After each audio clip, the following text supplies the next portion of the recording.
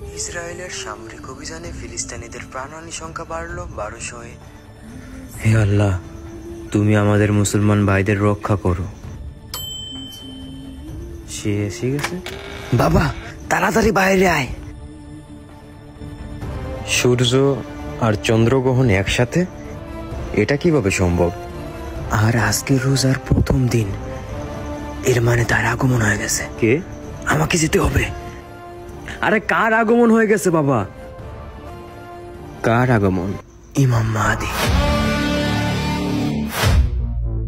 সে আসবে, সকল যুদ্ধ আর অন্যায়কারীদের অবসান করবে, পৃথিবী ন্যায় বিচারে পূর্ণ হবে।